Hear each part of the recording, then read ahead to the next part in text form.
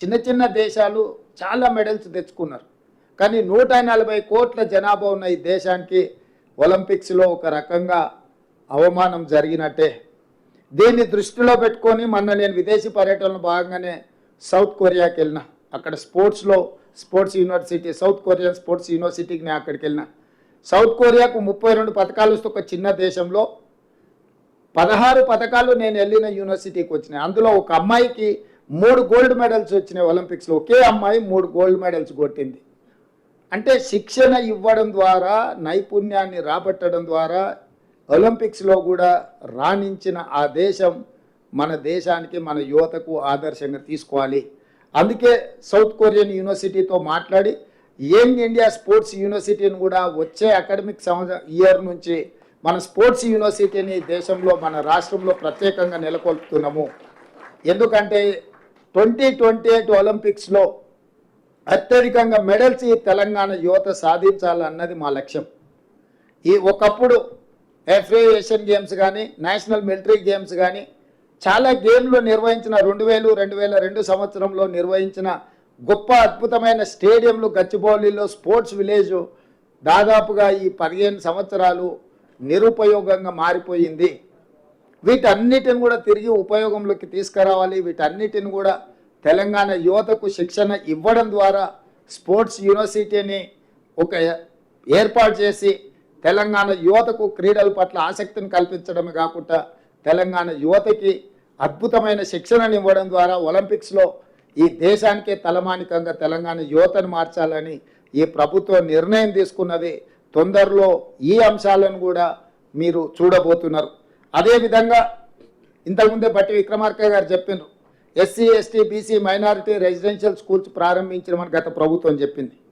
కానీ పోల్ట్రీ ఫార్మ్స్లలో కోళ్ళ కంటే కూడా అధ్వానంగా ఇవాళ ఆ పిల్లలను ఆ వాటిలలో ప్రైవేటు రెంటల్ బిల్డింగ్లో పెట్టారు. ఎలాంటి మౌలిక వసతులు లేవు. 200-300 మంది విద్యార్థులు ఉంటే 2 బాత్రూమ్లు కూడా ఉండడం లేదు. వీటన్నిటిని దృష్టిలో పెట్టుకొని పిల్లలందరూ ఎవరు? మన వాళ్ళు. మన పిల్లలకు మనం ఇవ్వవలసిన మౌలిక వసతులు ఇవ్వకపోతే వాళ్ళ భవిష్యత్తు మీద ప్రభావం చూపిస్తుంది. అందుకే వీటన్నిటిని కూడా SC, ST, BC మైనారిటీ వీటన్నిటిని ఒక క్యాంపస్ లాగా క్రియేట్ చేసి ఇంటిగ్రేటెడ్ రెసిడెన్షియల్ స్కూల్స్గా మార్చి young India integrated residential schools కింద 20 నుంచి 25 ఎకరాలల్లా 100 నుంచి 150 కోట్ల రూపాయలు పెట్టి ఒక యూనివర్సిటీ స్థాయిలో ఒక క్యాంపస్ లాగా వాటి అన్నిటిని ప్రతి నియోజకవర్గంలో ఒక ఇంటిగ్రేటెడ్ రెసిడెన్షియల్ స్కూల్స్ క్యాంపస్ నిర్మించి పిల్లలందరికీ ఒక జాతీయ స్థాయి స్టాండర్డ్స్లో వాళ్ళకు వసతులు కల్పించి టీచింగ్ స్టాఫ్ను, నాన్ టీచింగ్ స్టాఫ్ను మంచి భోజనం వాళ్లకు, ఎందుకంటే ఇవాళ రేపు భోజనం మీరు చూస్తున్న చాలా కంప్లైంట్స్ ఎట్లా వస్తున్నాయో వీటన్నిటినీ తొలగించి ఈ పేదల పిల్లలకు ఒక మంచి నాణ్యమైన విద్యను అందించాలని ఈరోజు ఈ సంవత్సరం ఈ ఫైనాన్షియల్ ఇయర్లోనే 5,000 కోట్ల రూపాయలతోటి ప్రతి నియోజకవర్గంలో 100 అసెంబ్లీలల్లో 100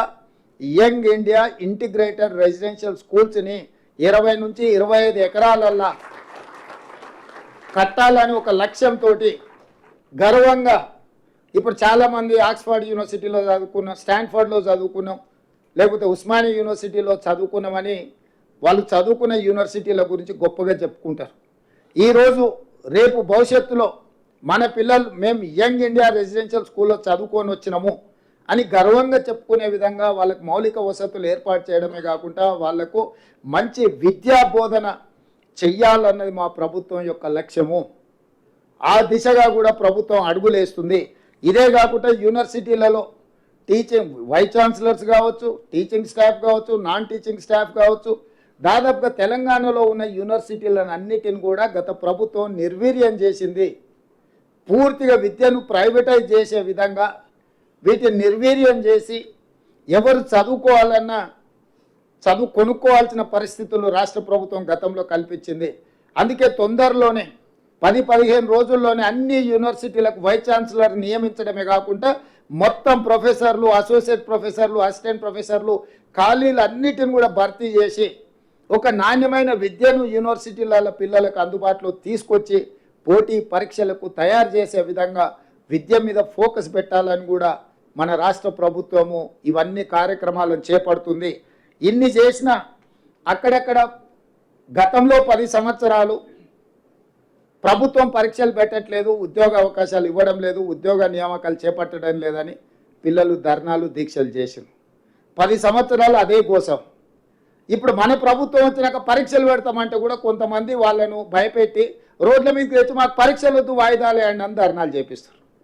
మీరు సివిల్స్కు ప్రిపేర్ అయినరు, సెలెక్ట్ అయినరు, మీరు ఆలోచన చేయండి. ప్రభుత్వం ఎప్పుడైనా పరీక్షలు పెడతామంటే విద్యార్థులు పోటీపడి పరీక్షలు గత 10 సంవత్సరాల నుంచి మనం ప్రిపేరే అవుతున్నాం కదా. ఏదైనా మీకు సమస్య ఉంటే ఈ ప్రభుత్వము మీకు అందుబాటులో ఉంటుంది. నాతో పాటు మంత్రివర్గ సహచరులు అందరూ మీకు అందుబాటులో ఉన్నారు. ఎవరైనా కలవకుంటున్నారా? ప్రతిరోజు నేను మీ మధ్యలోనే కనిపిస్తున్నా కదా. మా మంత్రులందరూ మీరు ఎవరిపైనా కలుస్తున్నారు. నేను ఎందుకు చెప్తున్నంటే కొంతమంది ఉద్దేశపూర్వకంగా విద్యార్థులను రెచ్చగొట్టడం ద్వారా రాజకీయ ప్రయోజనం పొందాలని ప్రయత్నం చేస్తున్నారు. గతంలో ఈ రకంగా లబ్ధి పొందినరు, గతంలో ఈ రకంగా రెచ్చగొట్టి పిల్లల ప్రాణాలను ఆత్మ బలిదానాలను చేసి ఆ పిల్లల ప్రాణాల పునాదుల మీద అధికారంలోకి వచ్చిండ్రు. 10 సంవత్సరాలు వాళ్ళని పట్టించుకోలే, ఏ పరీక్షలు నిర్వహించాలి, ఏ ఉద్యోగాలు ఇవ్వాలి. ఇప్పుడు ఉద్యోగం పోగానే మళ్ళీ విద్యార్థులు గుర్తొచ్చారు, వాళ్ళ ప్రాణాలు గుర్తొస్తున్నాయి. నేను అందుకే పిల్లలందరినీ ఎందుకయా మీరు ఉన్నారు కదా దుఃఖాలాక బాబా మట్లు మీరు ఆమర నిరాహార దీక్ష కూర్చోండి పరీక్షలు వాయిదా వేయడానికి అని చెప్పి నాకు తిక్కలేసి.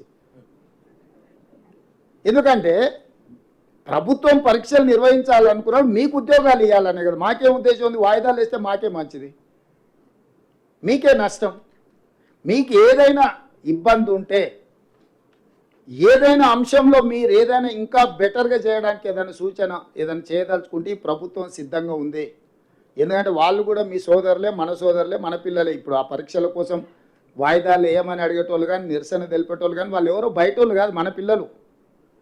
వాళ్ళకి ఏం కావాలనో ఈ ప్రభుత్వం సిద్ధంగా ఉంది. మీరు బయటికి వెళ్ళినాక వాళ్ళందరికీ చెప్పండి. నిరసన తెలపాల్సిన అవసరం లేదు, ధర్నా చేయాల్సిన అవసరం లేదు. ఈ ప్రభుత్వం మీరు చెప్పింది వినడానికి సిద్ధంగా ఉంది.